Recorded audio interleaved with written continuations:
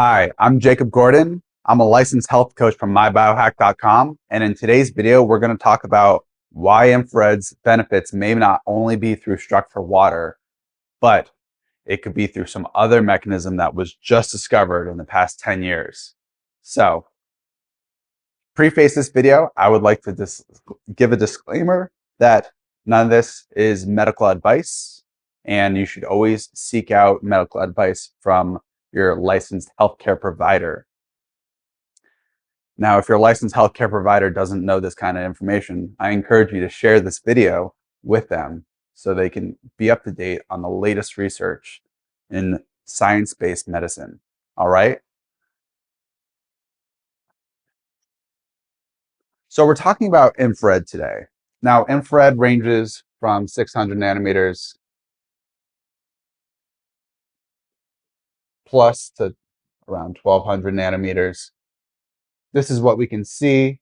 This is what we cannot see. The further up we go. This is more topical, like on the skin. And this gets down a little bit further, more cellular. The deeper it goes. This more is for what we look and see is rejuvenation. Rejuvenation.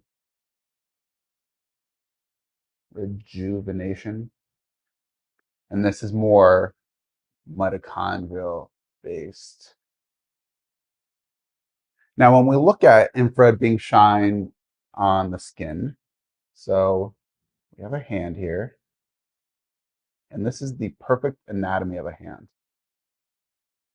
right? On here, you have capillaries, smaller than veins, smaller than arteries. They are the cross section between arterioles and venules, and they are microscopic. They do one blood cell at a time. Now, when we take this and we zoom in to just one capillary, so as if it was going through, we're looking at one capillary, and we're going to be looking at how infrared shines on, this is the sun, or maybe this is your fancy flashlight with your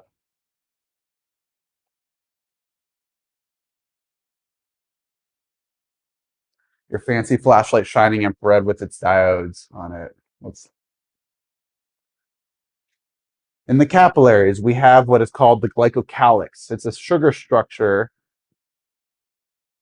that creates a gel-like layer on endothelial cells to allow red blood cells to easily pass through and not get stuck in these microscopic capillaries. Remember, it's one red blood cell at a time. So these red blood cells, they have cholesterol sulfate. Now, the fascinating part about this is that the glycocalyx, these hairs, they have a negative charge. You know, it also has a negative charge? The end of these cholesterol sulfate groups. Guess what happens when you put a negative charge on a negative charge? Have you ever played with magnets before? Now, playing with magnets, you might notice that if you try to put two of the same sides together, it could be hard. They don't quite go together, but once you turn it, they snap together. The positive and negative charge are easily able to attract. That's where we get the term opposites attract. Like and like repel. The same thing is going on here. When these red blood cells brush up against here, they cause the capillaries to either expand or constrict, and their fluidity is based on this negative charge. Now, what happens? Now, the glycocalyx is very sensitive. What happens if the glycocalyx gets damaged, right? From a toxin or an infection, and macrophages had to go and get through into the tissue or whatever it is. This damage here reduces the negative charge. When you don't have negative charge, you either have neutral charge or positive charge. So you could see this red blood cell instead of creating a polarity against the capillaries, it's actually negative and positive become attracted, and so the red blood cell gets stuck there. Now, what's great about infrared is it delivers those negative ions into this entire system. So it acts as a buffer for what's going on here. So instead of this being positive, it creates it a little bit more negative. So guess what happens when you have a negative charge against a negative charge again? You get free-flowing movement.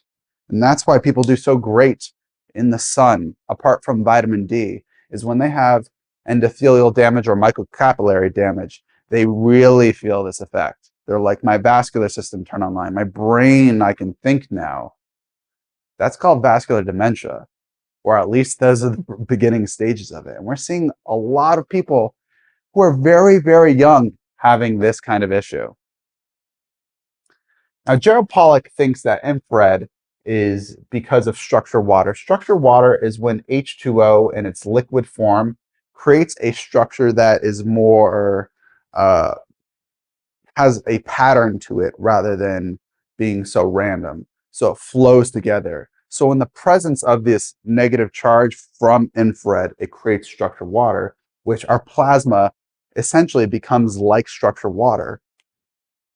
This mechanism really shows you in detail and uses common physics that you learn in high school or even maybe younger about how this works. And you don't have to think about woo-woo like structured water, something that hasn't been quite proven. Not that I'm denying that it doesn't exist or it's not real or it doesn't have studies behind it, but this holds a lot more validity. Science really works on a way of plausibility. What we look for in science, it's an ever-changing world. There's no certainty in it because we're always expounding and learning new things about previous theories and hypotheses and improving on them and finding the real truths on them. And so what we have to take is the plausibility of them, how truthful they are. So we have all these explanations for why something might be, all these, and there's only one we have to take, which is the best competitor out of all them to explaining what the actual truth might be in science. And this is an ever-evolving process. So I'd like to argue that structured water may not be everything when we look at infrared shining on the body and improving the vascular system. Thank you for watching this video today. In another video, I will be explaining and further elucidating all the mechanisms about the glycocalyx and capillaries so you can fully understand how it relates to many pathologies. If you like this video, please hit the like button, and if you want to see more of them, subscribe. If you found this video helpful for yourself or you know someone who would find benefits from this, please share it. Please share it with them. There's so much information being transmitted online that finding the correct information is so difficult these days. I really appreciate and thank you for your time. I'll see you in the next video, and stay beautiful.